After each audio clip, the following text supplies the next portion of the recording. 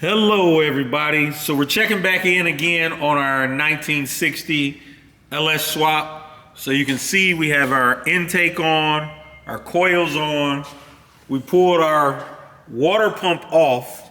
And the reason why we had to pull it off is so we could tap. Let me zoom in here.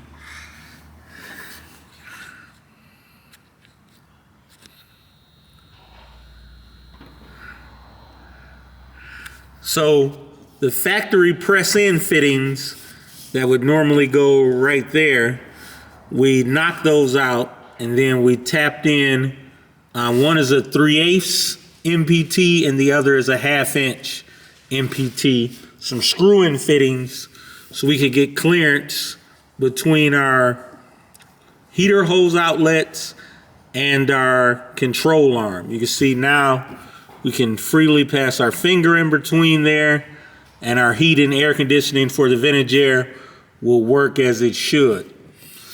We got some major things crossed off on our list, and now the next major step we are going to do is tackle our wiring.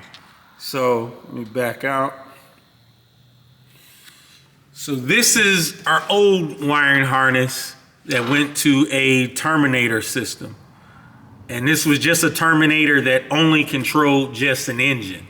So it does not have a controller. So it is not like a Terminator Max, which is set up for the transmission controller as well. So we're using a stock style harness out of like a 2000 Camaro because that's what this engine came out of. So we're gonna use a factory style harness for that. We're using the factory intake, the factory injectors, the factory coils, just to get this thing up and running. Let me think of any. Oh, we also did our throttle linkage back there. We're using a factory pedal with a low car cable holder, and we're gonna get this finalized here at our throttle body. Trying to think, what else have we added? I think that's pretty much it. So we put the intake on, the coils on, starting to try to map out where our wiring is. We are also using the factory steam port, which is still gonna run into our throttle body. And then we're gonna come out of here, which we're gonna run this into our radiator hose that will go to our radiator. So that's how we're gonna do that. And I think that's pretty much it for now. I think that's all the updates we have now. I think everybody's seen our AC lines, how we modified that. Have our high side fitting over here that'll go underneath our battery box. I think that's it. So it's just kind of a quick review to just show you where our status is on the IMPALA project.